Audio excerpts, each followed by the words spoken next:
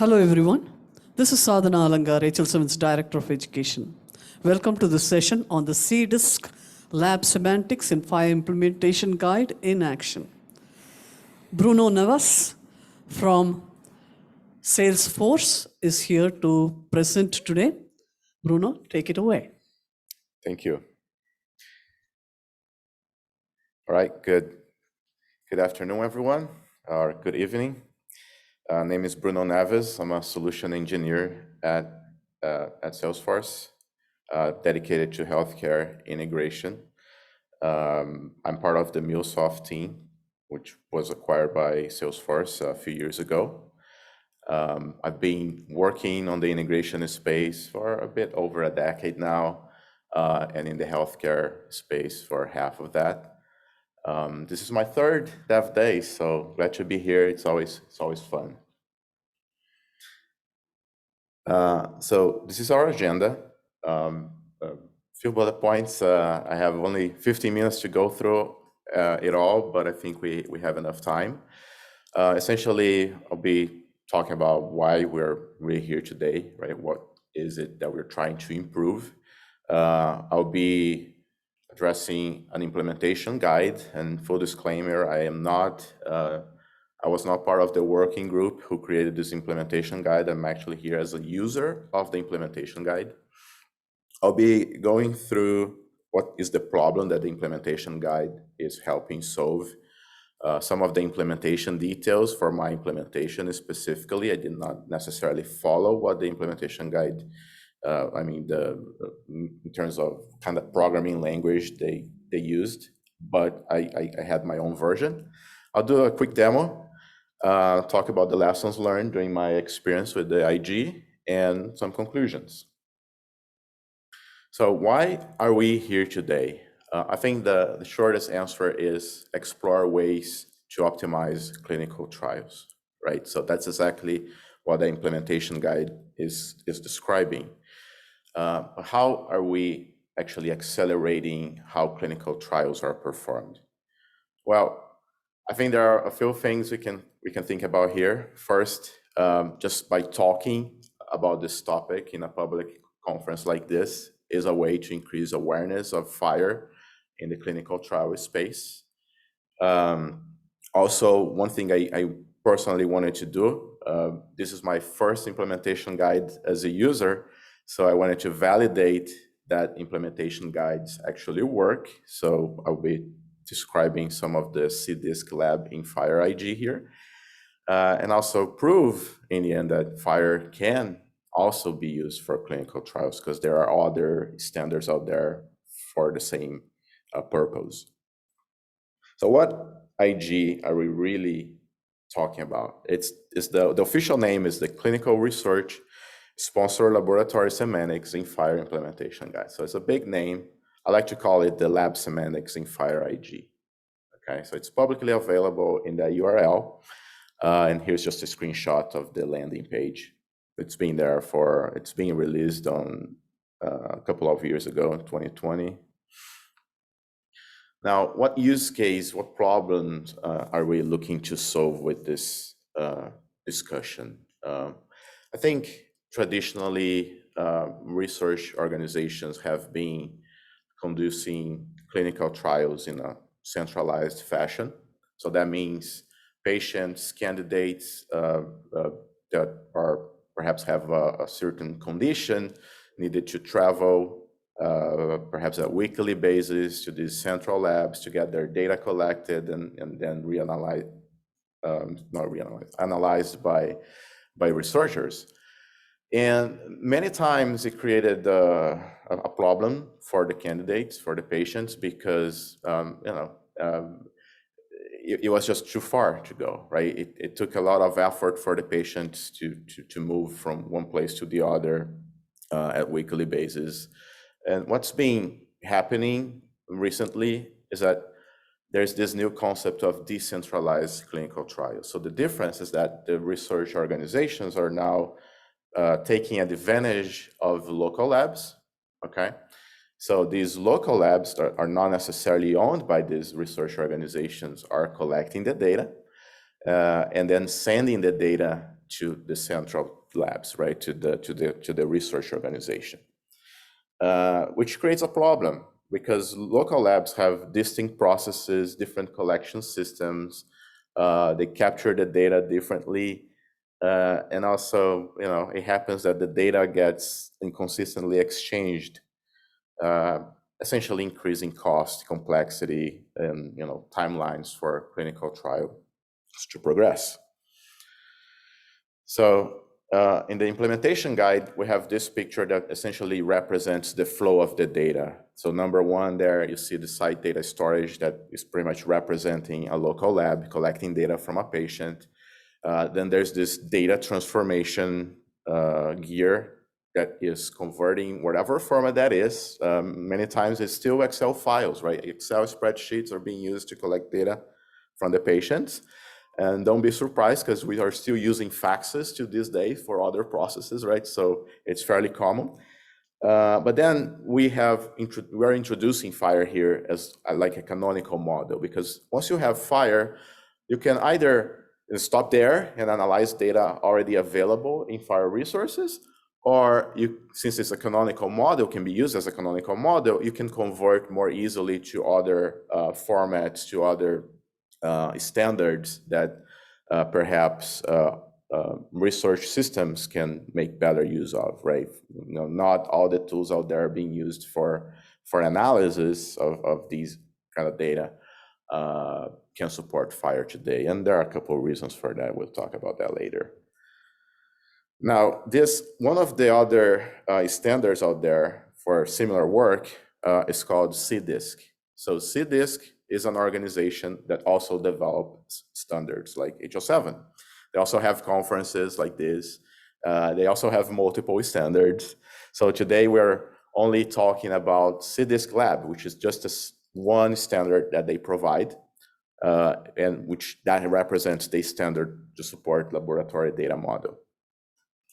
Now, here's some of the implementation details. I also like to call this slide some sort of a disclaimer slide. Whatever I created here is not ready for production, although I tried really hard for it to be production ready, because perhaps because of my background in as a consultant building production systems. So I tried really hard. So it's a demo system, but it's close. So only mandatory fields were mapped. So not all the fields that were available to increase efficiency on my time. I'm simulating a local lab that was exported, a local lab file that was exported using the Excel file with all the collected data from the patients. I'm using local file systems to store the FHIR resources instead of a FHIR store, instead of a FHIR server. Also, just to make the work easy on my part. And because I work for Salesforce and MuleSoft, that's the software I'm using. The implementation guide actually provides sample files that does the mapping already in the Java programming language. I decided to also test our software to see how we could support this implementation guide and this use case. So some more implementation details. This mapping sheet is actually extracted from the implementation guide. It's linked in there. It has all the different fields that FHIR provides and all the different fields that CDISC XML expect. Don't hate XML. The resources, what are the FHIR resources you're talking about here? Essentially, we're talking about 11 different resources: research study, research subject, location, organization, practitioner, observation, encounter, patient, specimen, service request, and diagnostic report. So I had to do some mapping for every single one of them. And here's part of the demo. So it's a slideware demo first before I actually show the product running, because it gives me the chance to better explain what's going on before you see it running. But essentially, I have a folder where I'm dropping the Excel file with all the data that's being collected by different by the investigators. The data looks like this. So this is patient data. And, as you can see, some of the columns were were filled, some not, but essentially patient data in an Excel file. Every time there is a new file on this folder, my process is parsing it and transforming into those multiple FHIR resources, the 11 FHIR resources. You don't see the 11 here, just for illustration purposes, but I'm actually doing the 11, and you see the 11 during the demo. Now, how does the transformation process look like? So what you see is like a graphical mapper in the screen. I have on the left a representation of my Excel file with all the columns. I have in the center a representation of one of the FHIR resources, in this case, the specimen resource. And all I had to do is drag and drop from one place to the other. And in some places, I kind of had to add some additional logic, like if I wanted to calculate the age at collection of a patient, I could do, I could use a period function that looks at the birth date versus collection date and calculate it. And as I created the map, I didn't necessarily have to publish it to my server, deploy and run it to see if it was working fine. As I created the map, it creates this, what you see on the bottom right of the page here. It's a simulation of the end result. After it runs, it creates all the different FHIR resources. Like again, not a FHIR server in this picture. It's all in my local file system. The result, if I double click in the specimen, looks exactly like this. And finally, since I already have the FHIR resources in place, I can now generate the final CDISC lab file that can finally be used by these research systems, right? That's what they are expecting. Finally, that's the XML there. If I double click on that XML, it looks something like this. So it's like what you're looking at here is 11 different FHIR resources compacted into a single XML file. So what are the lessons learned? Not all required CDISC lab files had a match in that mapping sheet to FHIR resources. And that's not necessarily because the implementation guide fell short, not at all. It was a very good implementation guide. But I think some of the FHIR elements in some of the resources just didn't have a representation in the lab file, right, in the CDISC lab file. The other thing is, FHIR resources are strictly related to clinical trials, like research subject, research study. They're still at the very low level of maturity level, 0 and 1 respectively. And I think that's still true when you look at the V5, FHIR R5, better saying. So there's a lot of potential for changes, and very likely that as we mature them, those gaps we see on the first bullet point will be solved. Finally, I didn't have to deal with FHIR references because it was all on my local file system. So it's common that the FHIR resources I created would have to be linked to the other one of the 10 or resources that are part of the same collection. Didn't have to deal with that for the demo, but if I was using a FHIR server, I think that would be greatly improved because the FHIR server would be the one generating the resource for me. Finally, the conclusion, right? Some of the conclusions. Clinical trials can be accelerated and optimized. I think it's clear. I think there's a lot of room for improvement, and with the use of this implementation guide that was created by the biological research work group, it became quite clear. So I'm attesting that, giving my experience now. There's a lot of potential for reuse for what I created here and also for what is available in the implementation guide. Like I said, the mapping has already been done by the team. It's available in Java, and also it's available in our platform. If you are a user of our platform, you can essentially request the asset that I created, and I can make it available to you right now. And by optimizing this process, I think what was quite clear for me is that we can greatly reduce human error, because without an automating process that I created for this, or the implementation guide team created, what it would happen in real life it will be a person reading data from an Excel file and entering that data manually to another system, okay, which potentially causes human errors. In the end, every optimization we perform in any healthcare setting, any healthcare system, any healthcare process is saving lives. I know it sounds a little too much, but it's not, right? So if you think about it, we recently saw some research organizations investigating vaccines for COVID, right? And luckily enough, we were able to achieve end results in a matter of months instead of years it usually takes. Don't you think it would still possible to optimize that process more? Do you think it was fully optimized for the COVID vaccine? And if it is possible, imagine if the COVID vaccines had been delivered or made available to the public, say, a day earlier, right? How many thousands of lives could have been saved? So whenever there is an opportunity to make processes, healthcare processes more efficient, let's do it. I think that's very important for the whole global community. So that's all I had. This is how you can reach out to me, here in the conference or in the real world. And time for Q&A. Thank you, Bruno. Thank you. Thank you, Bruno. I don't see any questions online. Okay.